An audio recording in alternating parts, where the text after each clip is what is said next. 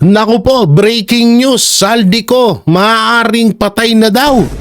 Naku, ito nang nakakagulat naman nung itong balitang ito na itong si Congressman Saldico ay patay na daw. So kung naku po, kaya pala wala tayong nakikitang ni Anino, ni Saldico may isang po na balita na itong si Saldico ay patay na. Aba.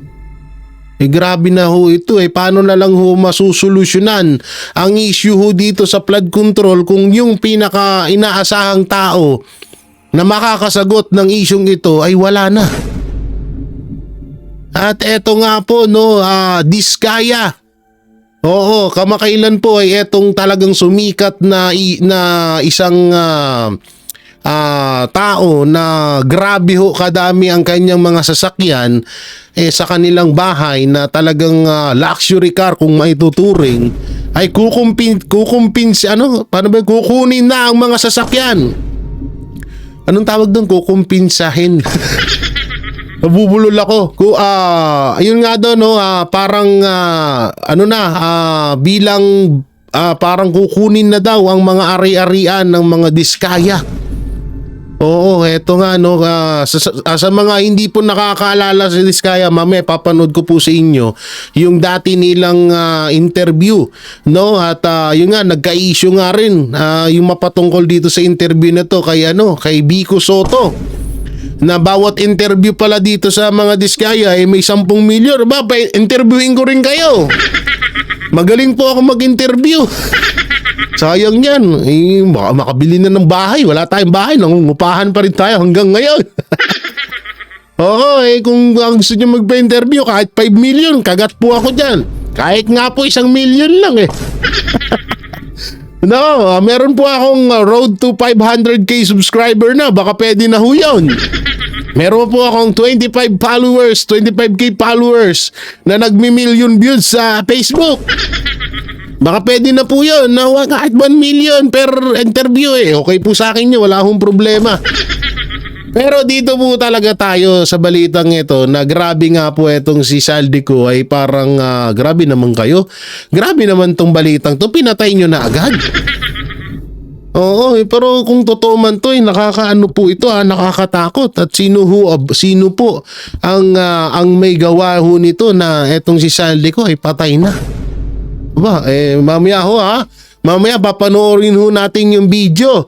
Nakita ko, may nag-send lang po sa akin itong video na to at ipapakita ko mamaya sa inyo. Pero bago po ang lahat, dito po muna tayo sa interview. Asan yan? Etong interview ni Ben Tulfo kay Congressman Toby Tiangco. So pakinggan ho natin to, sabi dito, magpaliwanag ka na, Congressman Saldico, lumutang na.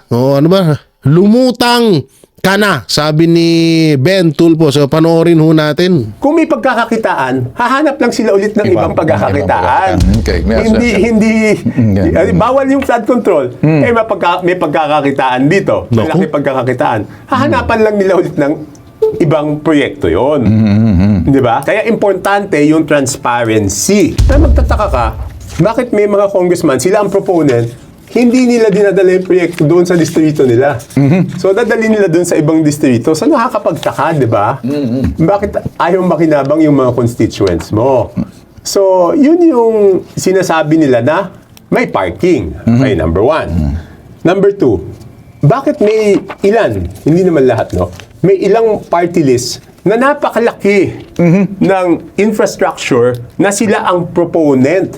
Wala naman silang distrito. Tama. At bakit kailangan dumaan ng isang district congressman sa ilang mga party list para lang magkaroon ng dagdag na proyekto yung distrito nila? Pwede naman silang dumirekta doon sa DPWH para malagyan yung distrito nila. So, ibig sabihin, ikaw congressman ng distrito, hindi ka makuha ng dagdag na proyekto para sa iyong distrito, pero pag dinaan mo sa party list at doon ka nakiusap, mapopondohan yung distrito mo. Parang Kaya nakikita ko na yung logic na lagi mong hinaharap yung proponent. Ang pag-proponent na yun, sinasabi mo, of course, nanggagaling ulit sa congressman yun. Yes, Okay, yes, so yes. ngayon, kaya doon sa very strict ka doon Kasi sa makikita proponent. mo, yung makikita mong maniniwala ka na ito mukhang walang kalokohan.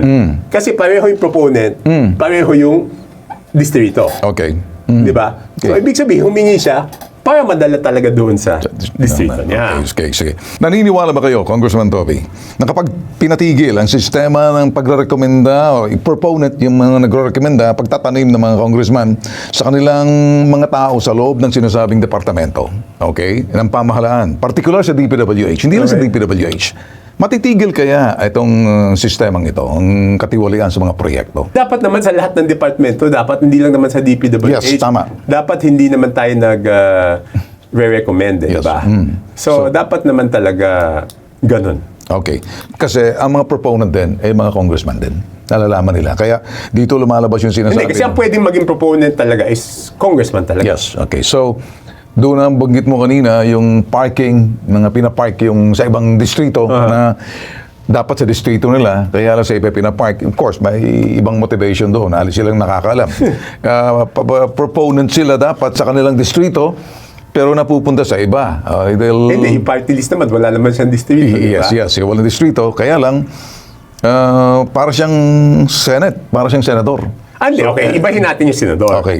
Yung Totoo na, bakit ba kasi may party list pala? Hindi ito sa totoo lang Sorry po sa may mga kakampi din tayong party list pero parang parang alam mo yung dagdag sahuran pa yung mga yan.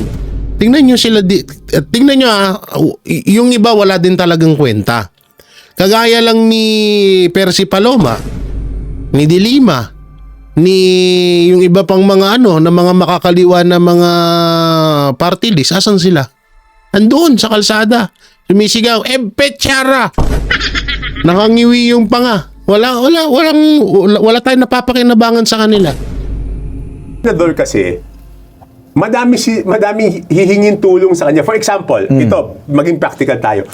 Lahat ng mayor na hindi mapondohan ng congressman yung project, Okay. pupunta sila sa senador. Ayun. Kasi pag lumabas yung HGAB, alam na ng congressman, alam ng mayor kung ano yung mga napondohan. Okay. Nako. Okay?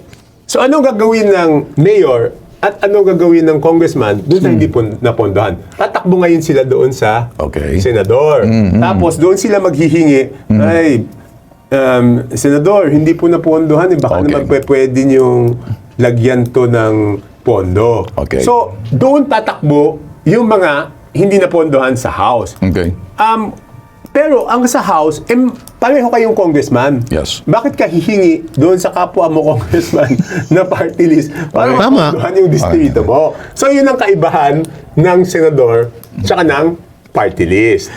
Okay. Alam mo, Kong Toby, natututo yung tao sa mga sinasabi mo rito. Isang bagay, kapag medyo pinakinggan mo na igay yung lohika na sinasabi mo, punong-puno, hit-take ng impormasyon na dapat malaman ng taong bayan. Ito naman, sinasabi ng media, hindi naman gagaling sa amin. Behind kami, public affairs kami, no? News media nagsasabi nito, ang pinakamayaman umano na USEC sa buong mundo. Dapat bang imbitahan sa Senate Blue Ribbon Committee itong USEC na sinasabi nila para tanungin kung sino ang nagtalaga sa kanya, sino ang kanyang patron, paano siya nakapasok sa DPWH, kasi doon nagkakaroon ng problema pag nasa Sino loob na. to? And then, Sino tong music na to? kita ka, may kasunod na tanong yan. Okay, dapat imbitahan yung hindi lang yung DPWH contractor. Yun madali mong alam kung sino, di ba? Yes. Kaya magiging makulit na naman ako, paano mo imbitahan yung proponent kung hindi lalabas yung report ng small committee? Yes. So, lahat yan dapat. Proponent, Tama. DPWH, tsaka contractor. Kutal, may pag-iimbestiga ho ng bitag. Marami daw sa loob ng DPWH demoralized or dismayado at diskontentado sa mga kanilang kinalalagyan. Ang dahilan ay pagtatanim daw ng ilang mga congressman sa kanilang mga tao sa loob ng DPWH. Ayon dito sa insider ng bitag, ito yung mga key position na nire-recommenda at tinatanim ng mga kasamahang congressman na patron tulad ng district engineer, assistant district engineer, department heads, section heads, project engineers at iba pa. Ano sa palagay mo pagdating dito sa parting to? Ikaw ba'y... Hindi, kaya sila nadidismaya. Kasi, ang lalabas na may kasalanan sila. Di ba? Yes. Eh, kung, yung congressman, kung hindi natin mahanap kung sino yung proponent, mukhang walang kasalanan yung congressman. Kasi ang nagpabid is si DPWH. Okay. So, ang pagbibintangan mo is si DPWH tsaka si contractor. Contractor. Ngayon, iba talaga siyempre yung Ghost Project. Yes. Yung Ghost Project talagang yan, hindi pa pwedeng mangyari yan kung hindi kasabwat yung magmula doon sa inspektor. Ang pinakapunto din kasi dito, bakit ngayon lang nalaman ng Administrasyong Marcos na may mga ghost project? Isa pa yan sa pinagtataka ko, bakit ngayon lang? 3 taon ka na, mag-4 na taon ka ng presidente. Ngayon mo lang nalaman na may mga ghost project. Na ngayon mo lang nalaman na may nangyayaring anomalya sa budget ng flood control. Ang tagal-tagal nang sinasabi sa iyo ng taong bayan yan. Ngayon yung isa sa kataka-taka dyan. Ng DPWH. Kasi may accomplishment report yan eh. So, ang daming pinagdaanan yan. Ibig sabihin, yung lahat ng pinagdaanan Yes, na yung yun, process. dapat imbestigahan. Okay. Di ba iba yung overprice, iba yung ghost project. Okay. Kung walang proyekto, ano yung inattach niyong mga photo doon sa accomplishments? So, falsification yan ng dokumento. Ngayon, doon sa mga overprice, titingnan natin kung sino yung nag-estimate, gumawa ng program of works, makikita natin doon. Okay. Parang lumalabas ang sinasabi ninyo rito, walang monitoring talaga doon sa mga projects na to. Parang sinong nakatalaga to monitor the development before, during, and after sa mga proyekto. Kasi kung merong before, during, and after, makikita yung progress siguro of, in as far as yung sinasabi natin flood control.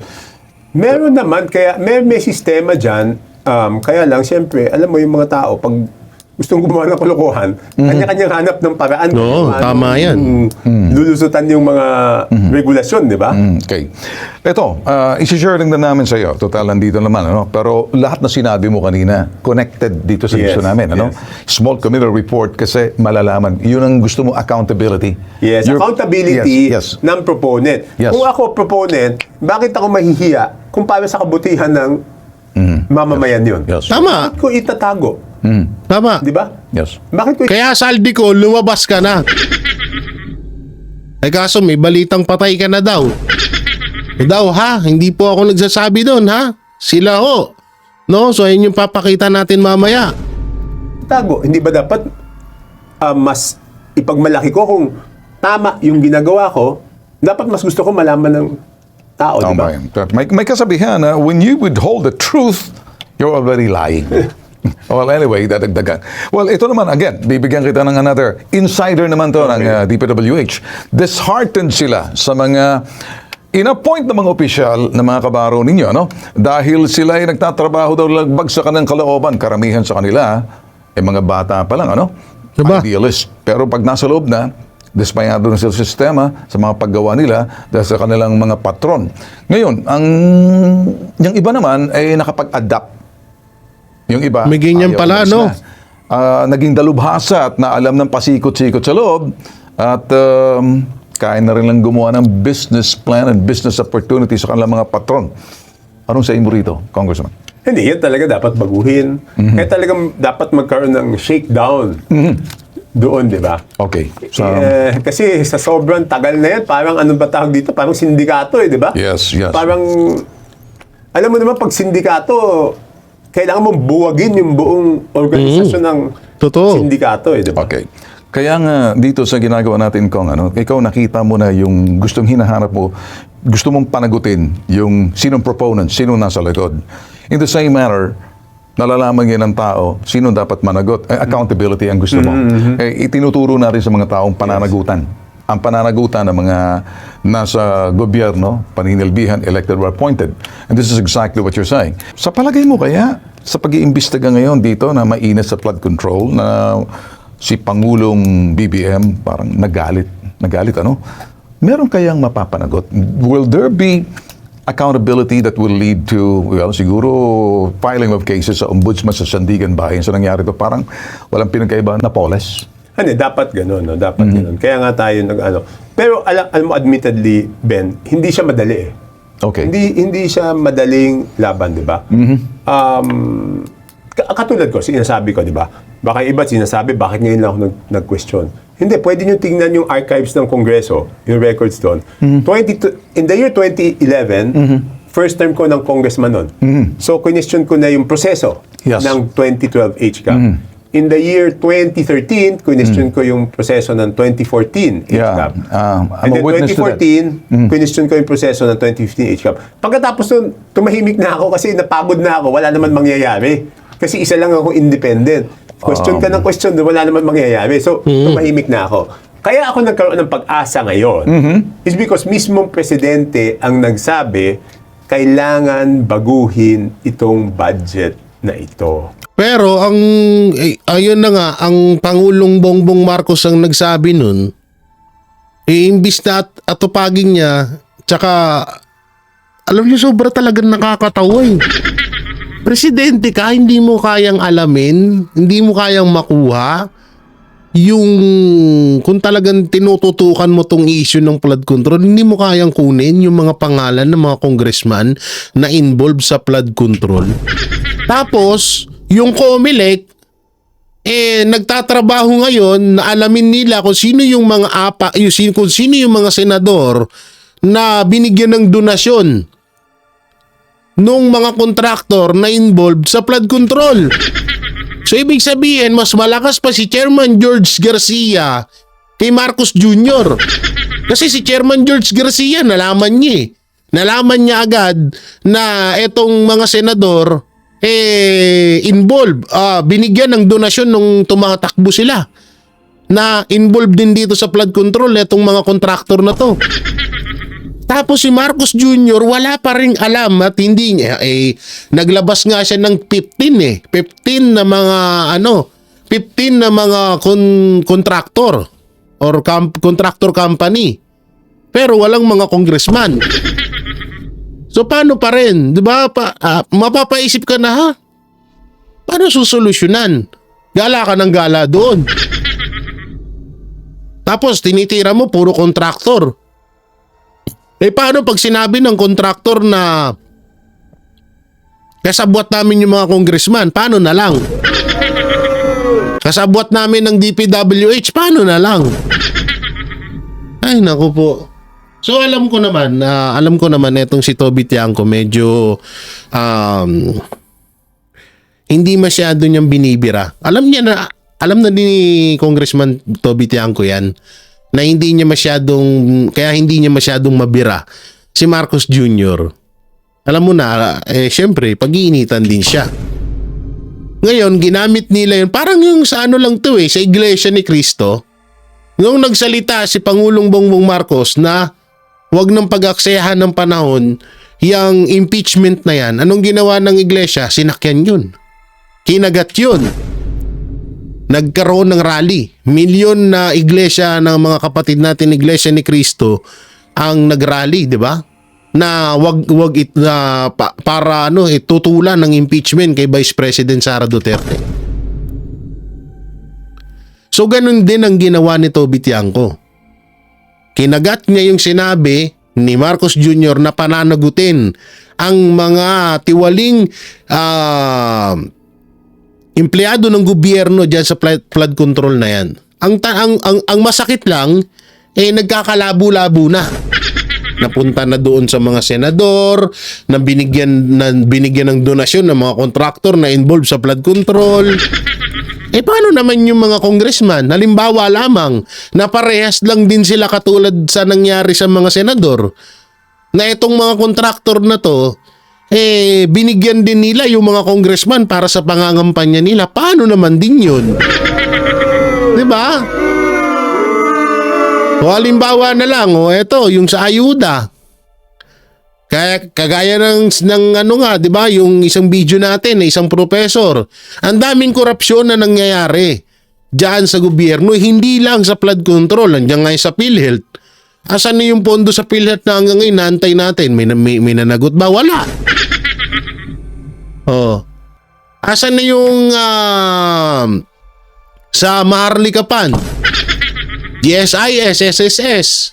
Asan na? Wala. Di ba? So ginugulo tayo Masyado tayong para tayong ginagawang tanga ng administrasyon na nagsalita sila na iimbestigahan at tayo ang tingin sa atin ng administrasyon na tayo ay tanga-tanga na porket pumunta siya doon sa lugar sa mga distrito na may mga sirang flood control, ayun na pala yung ibig sabihin niya na aaksyonan. Pero yung mga nasa likod talaga nito, congressman, DPWH, tsaka mga kontraktor, hindi nila pinupursige na imbestigahan. Buti pa Senado. Kahit papano sa Senado, nasabon na talagang nalalaman natin kung anong kalakaran na nangyayari. At inamin mismo ni DPWH na may ghost project talaga. Ngayon, doon pa lang na inamin ni Bunuan na may ghost project, ba't ayaw mong tanggalin? Sabi mo, hindi ako nagtatanggal ng gano'n. Ganyan, putang ina. Okay. Diba? Kung hindi ko naminig yun, wala. Siguro, walang mangyayari tanggap ko na Okay. Isa lang ako, paano naman magbabago yun? Okay. Sa taong bayan, huwag ka magsawa kasi inaasahan ng taong bayan yung mga ginagawa mo. Katuwang mo kami riyan. Pero kung wala naman mangyayari, paano ka naman? Kaya naman tayo nagsusumikap, di ba? Dahil may pag-asa. Yes. Pero ultimately, ang taong bayan, ang kinakailangan magdidesisyon kung ano yung Medyo takot gusto din si nilang Toby, mangyari. no? Dahil ang taong bayan nating pinagsisilbihan. Ika nga, public office is public trust. When you're in public office, you call a public servant, you're using public funds. All these are into one. Accountability. Gusto nating panagutin ang dapat managot. Which is exactly what you want na ginawa mo nung hinahanap mo yung small committee report. You want accountability, Yes. but you're not getting it. Please do not be discouraged. We encourage you, the people encourage you to keep going on. Tama. Do not stop. At the end of the day, you might be tired, but do not because the people are watching. They're starting Ganda nun. Nag-uumpisa na sila na natututo dito sa parting to. So para sa amin, you're speaking out. Ngayon, ako dediretso na Hindi, pa ako sa inyo. sinasabi ko lang talaga, ngayon may pag-asa. Yes. Di ba kasi doon, question ka, ma-outvote ka lang dahil independent ako, isa lang ako. Ano naman mangyayari? Wala naman mangyayari doon. Pero you're not telling the people. What do you Di, say? noon Pero dito tayo, no, sa mismong tinuligsan nila si Saldico. Bibigyan kita ng few minutes or whatever it is that you want to open up. What is it that you want? Sino si Toby Chanco? Ano ang gusto mong mangyari? Anong inaasahan mo mangyari? Give us a piece of your mind sa isyong ito. Medyo dito tayo, more on solution. What are we looking at? Hindi, yun na nga. Kaya nga ako'y tumutulong na yung mga pangyayari noong 2025 ay hindi na mangyari. Okay. No? Yan ang pinakamagandang maitutulong ko sa ating administrasyon para masigurado na yung mga serbisyong kailangan ng tao ay matanggap talaga nila. Yun naman ang mahalaga . At syempre, kasama nun is yung mga nagwalang hiya doon sa pera ng taong bayan. Hindi naman pa pwedeng sabihin kalimutan na lang yun. Okay. Di ba, pera ng taong bayan yan . So, kailangan mapanagot din sila. So, again, we'll go back, dapat maimbitahan si Congressman Saldico, Yan. sabihin niya, ano ba talaga yung nangyari doon sa small committee?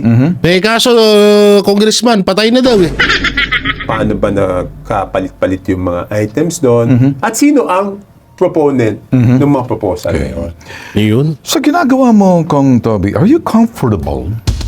Do you live comfortably in a very uncomfortable and Alam nyo, ang ganda nito. Kaya kapag nagre-reaction video ako at si Congressman Toby Tiangco ang nagsasalita, talagang nakikinig ako kasi ang dami ko talaga rin natututunan. Kaya ito palakpakan natin si Congressman Tiangco.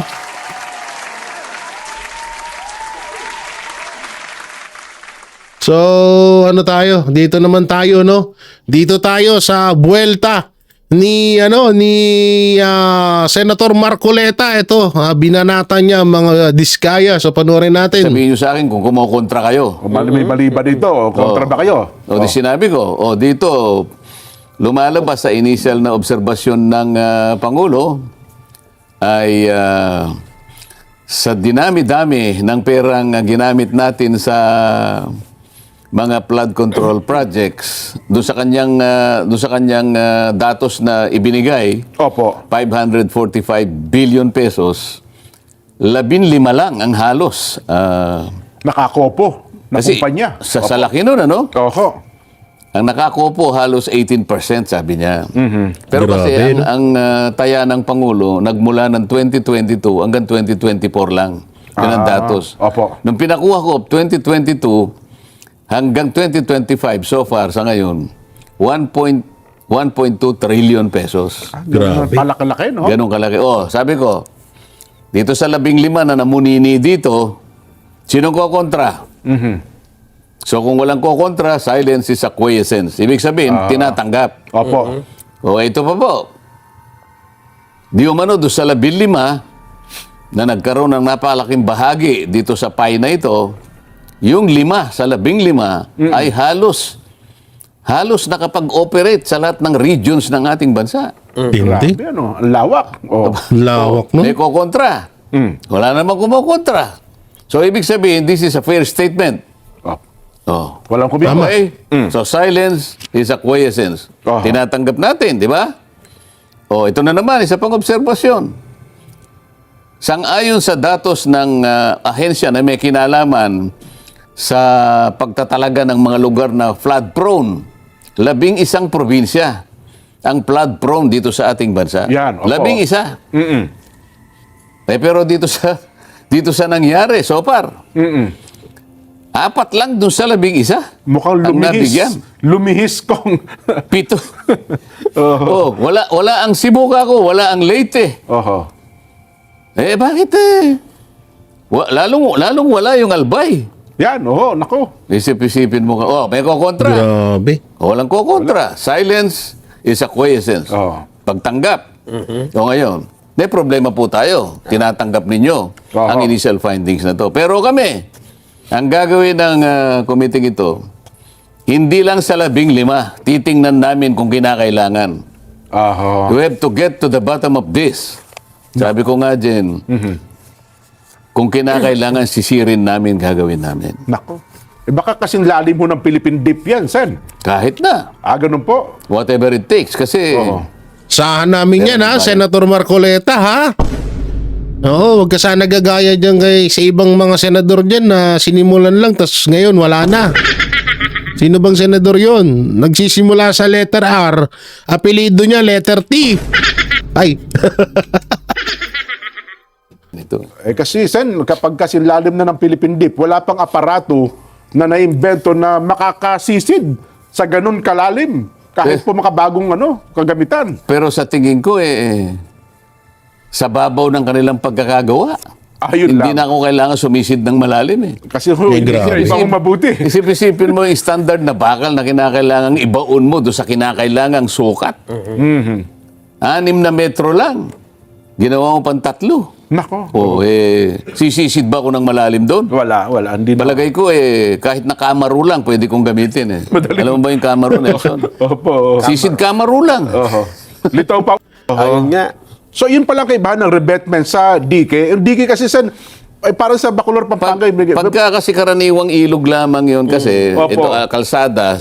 Opo. So, slopes protection, nagsasabi, revetment Slope na yun. protection pala. Kasi Yun ang mga maliit na technical ilog terms. lang Opo. Maliit na ilog. Tama na yun. Oho. Pero yung mga project engineers nasaan, yung mga project managers nasaan. Oho. Hindi ba? Ayun. At saka, gaya na ng tuklasan ng Pangulo, Sen, na iniulat, completed, nakapagbayad. As in, totally ghost. Kaya ang pinitataka nila, paano nakapagbayad? Paano na-aprobahan ng tauhan ng COA sa film? Hindi lamang yan. Alam mo, yung mas malalim dyan. Oho. Ang contractor mismo, yung district engineer.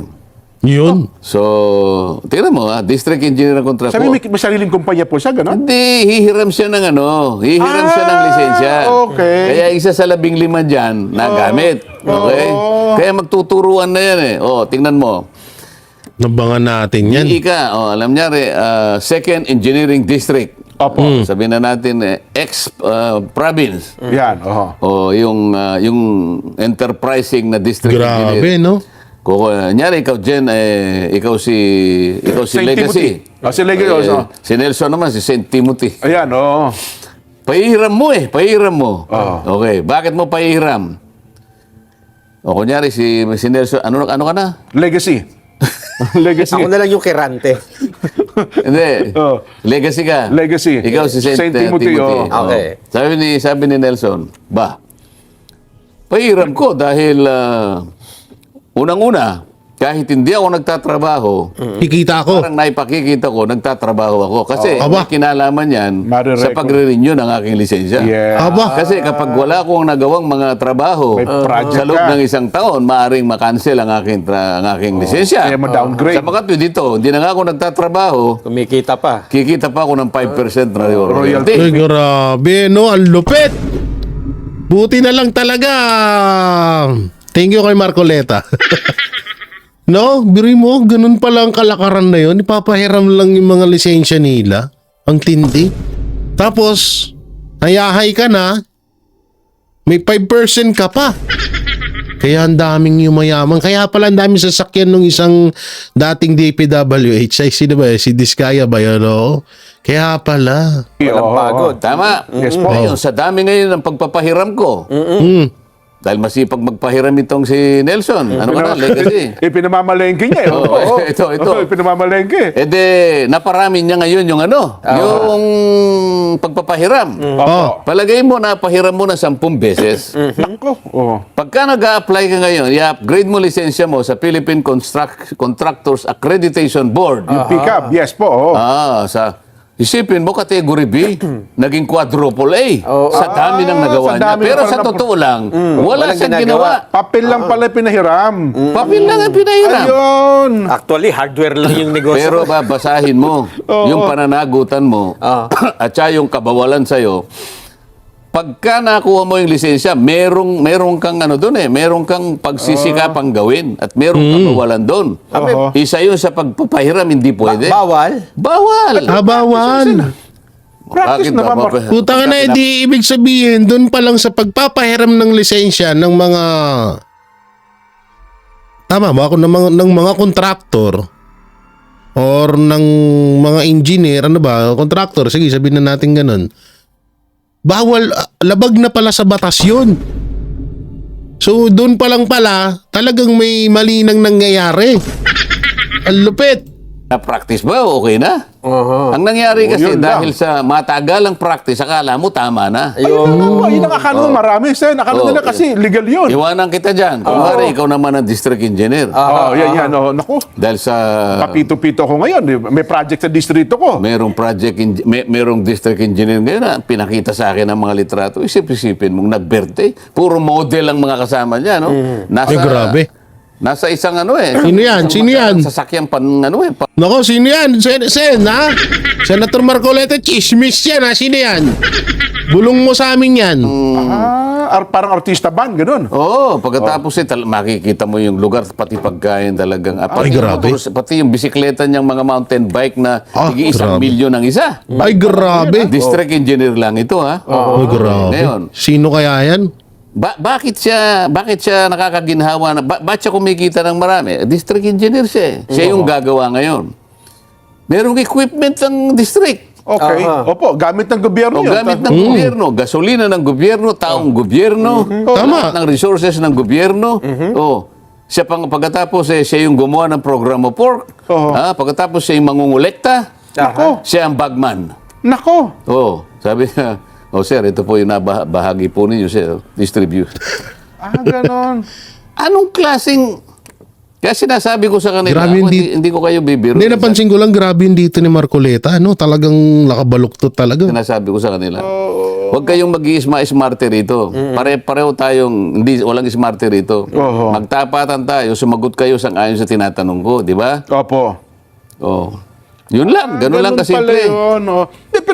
Pero di ba, Sen, ang district, mayroong limit lang ang parang may ano yan, di ba? Kung district ka, ito lang ang presyo mo, tapos kapag ka malaki, parang 150 million, 150 million pataas, regional director, etc., hanggang national.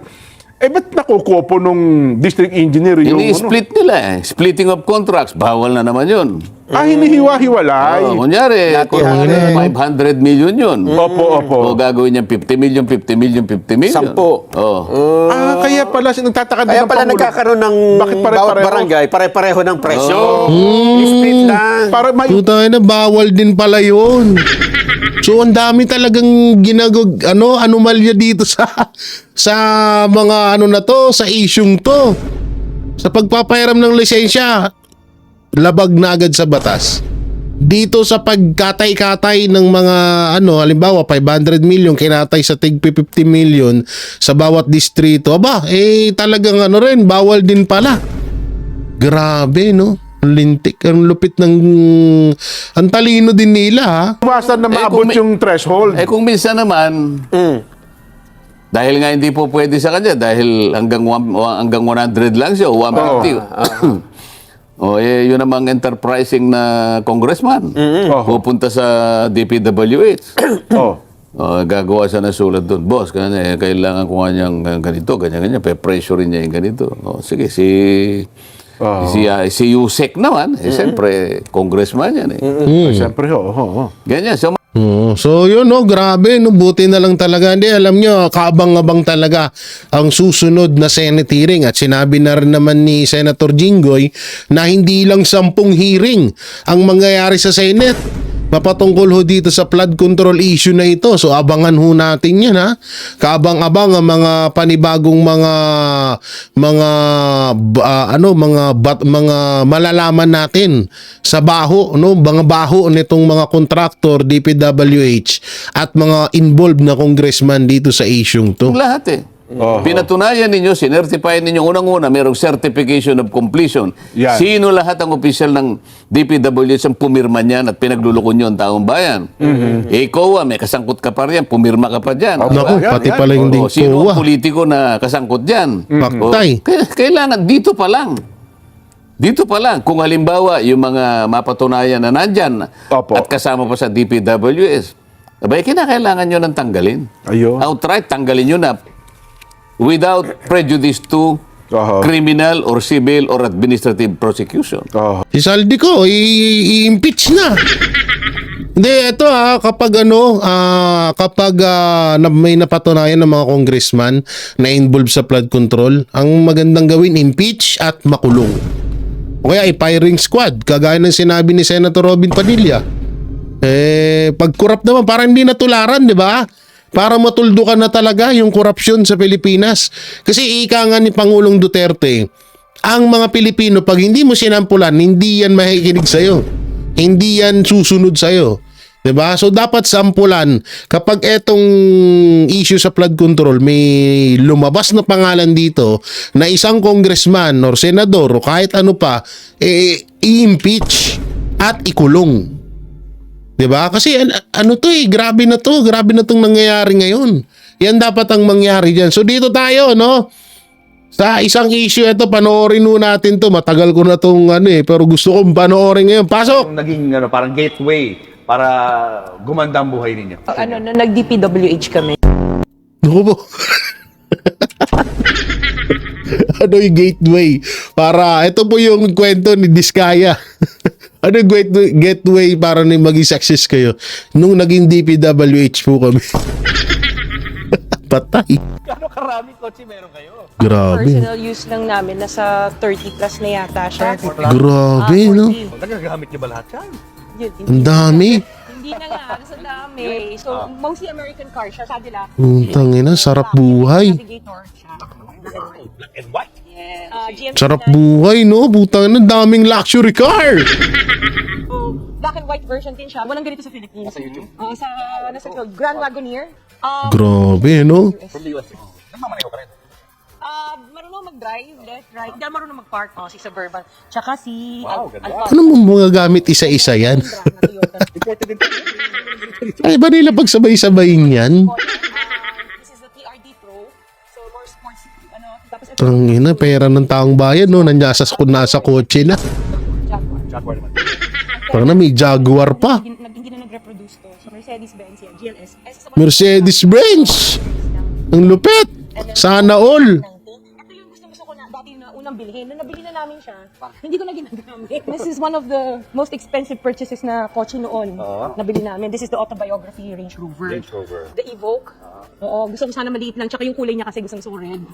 And then, Defender. Nakita ko to sa Dubai. Nakita ko sa magazine. Sabi ko, gusto ko ng ganito. And then we have yung LM, yung Lexus. The higher end of yes, the higher end of the Alphard. And of course, yung LC2.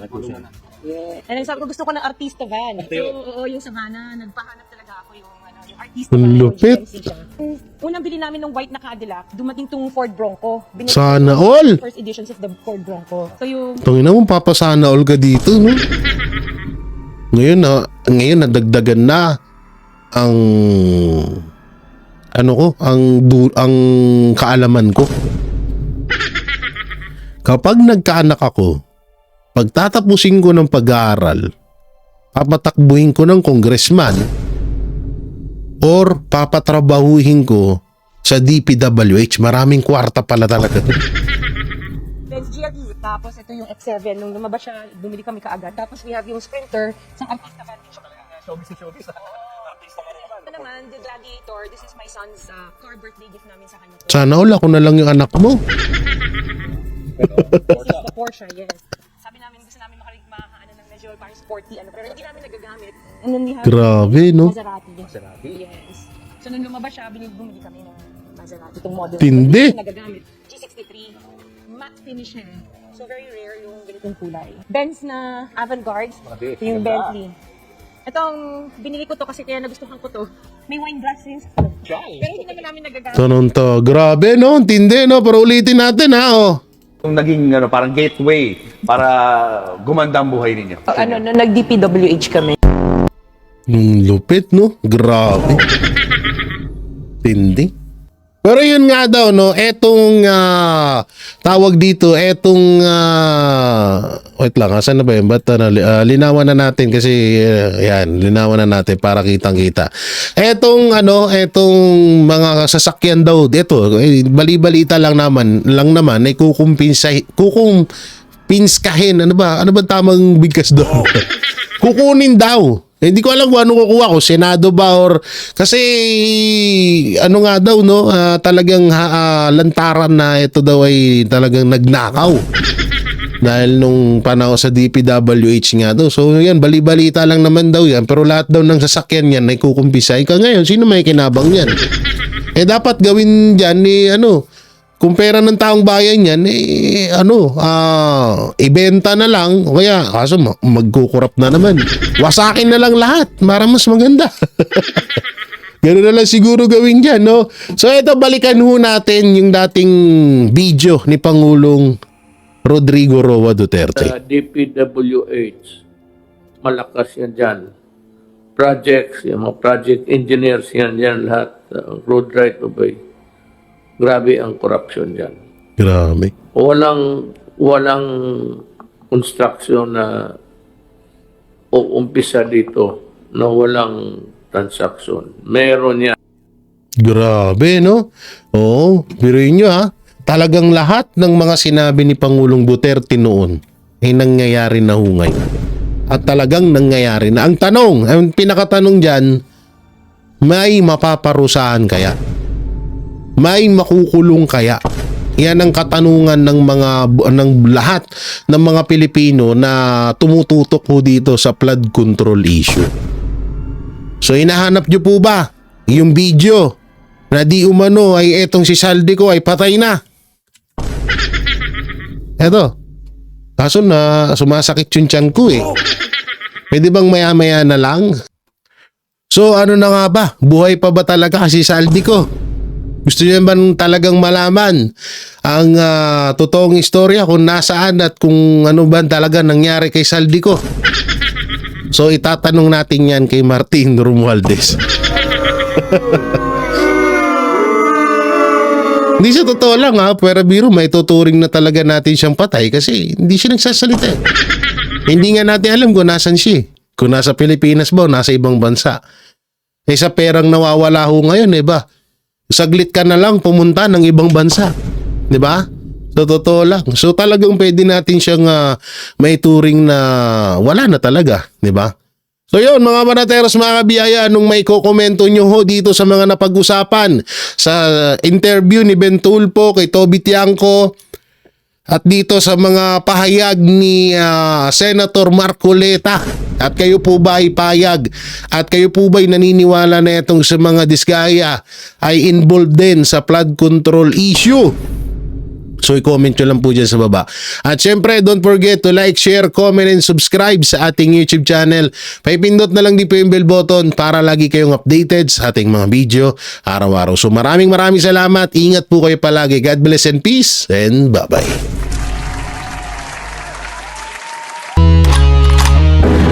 Yan ang Banateros, walang inuurungan. Pag tama palakpakan, pag mali ay babanatan. Yan ang Banateros, boses ng ordinaryong Pilipino. Banateros ay walang makakaawan, walang inuurungan. Banateros ay tinutulungan.